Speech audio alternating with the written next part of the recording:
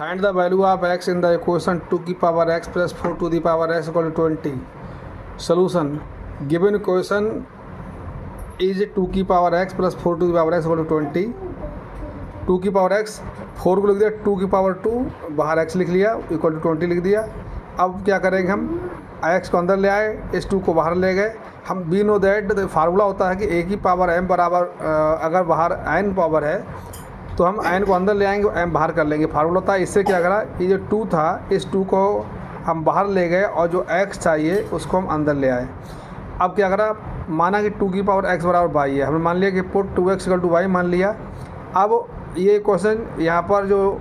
तुम्हारा ये है 2 की पावर x है, ये 2 की पावर x y हो गया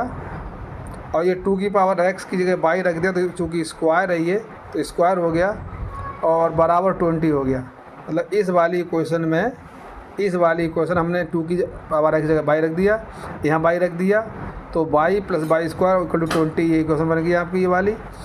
अब हम क्या करेंगे, y स्क्वायर पहले लिख लिया प्लस y लिख लिया, 20 इधर ले आए, -20 हो जाएगा, क्योंकि हम जानते हैं कि इक्वल से अपोजिट साइन जाने पर साइन बदल जाता है। अब चूँकि -20 है तो हम 20 कैसे फैक्टर करेंगे कि घटाने पर 1 आए, क्योंकि यहाँ पे 1 y है, तो 5 4 की मल्टीप्लाई करते हैं 20 आता है, 5 में 4 जाएगा 1 आएगा, तो हमने इस y जगह लिख दिया 5 - 4 इंटू y -20 लिख दिया इक्वल टू 0 लिख दिया। अब क्या करेंगे, इस y से अंदर मल्टीप्लाई कर लेंगे, तो y स्क्वायर प्लस ये 5y आ गया -4y इक्वल टू 20 बराबर 0 आ गया। देख लीजिए एक बार, y के अंदर मल्टीप्लाई करिए 5y और -4y -20 यहाँ पे आ गया ये। अब इन दोनों में से y कॉमन है तो y प्लस 5 मिला अंदर, यहाँ से 4 -4y -20 में से -4 कॉमन है तो y प्लस 5 मिला। अब y प्लस 5 यहाँ भी कॉमन है, मतलब यहाँ भी है और यहाँ भी उपस्थित, दोनों जगह फिर कॉमन हो गया दोबारा से, तो y प्लस 5 कॉमन ले लिया और y प्लस 5 कॉमन लेने से ये हमारा y प्लस 5 यहाँ से कॉमन मिला और y प्लस 5 यहाँ से कॉमन मिला, तो यहाँ y प्लस 5 आ गया, a वाला y यहाँ आ गया, -4 लिख दिया बराबर 0 लिख दिया। अब हम जानते हैं कि दो नंबर्स का यानी कि दो अलजेब्रिक एक्सप्रेशन का प्रोडक्ट 0 तब होगा जब उनमें कम से कम एक 0 हो, तो या तो y प्लस 5 0 होगा या फिर y -4 0 होगा। अब हमने ये बात लगाया, if y plus 5 equal to 0 it implies that y equal to -5 and if y -4 equal to 0 then y equal to 4। तो y की वैल्यूज हमारी निकल गई, एक तो 4 आई, दूसरी आएगी -5, दो वैल्यू निकल गई। b when y equal to 4, जब y इक्वल टू 4 है तब हम क्या करेंगे, y की वैल्यू हमने 2x रख ली, क्योंकि y बराबर 2x माना था, यहाँ पे ये माना था y equal to 2x put किया था, तो y की value I 2x equal to 4 को लिख दिया, 2 इंटू 2 लिख दिया और 2 इंटू 2 का मतलब 2 का स्क्वायर लिख देंगे, ये 2x लिख दिया। अब हमने उठा के इसको इधर रख लिया, यहाँ लिख लिया, ये इम्प्लाइज दैट 2 की पावर x बराबर 2 की पावर 2 आ गई, equating the powers we get x equal to 2, ये x बराबर 2 आ गया, ये आंसर हो गया, सोल्यूशन हो गया। अब and when we get y equal to -5 and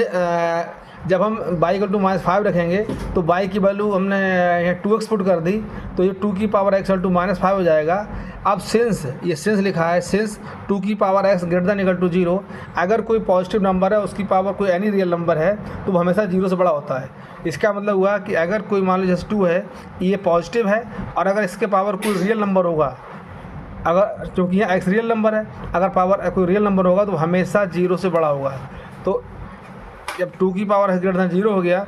इस लिख दिया implies that this equation has no real solution. इसका मतलब क्या निकल गया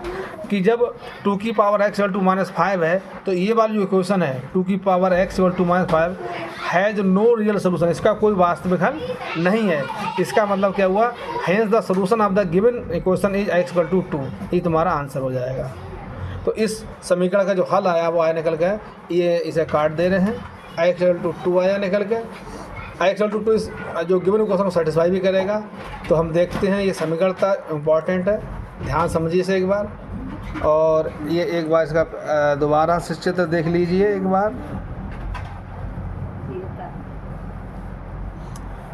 बार, इसका पूरा चित्र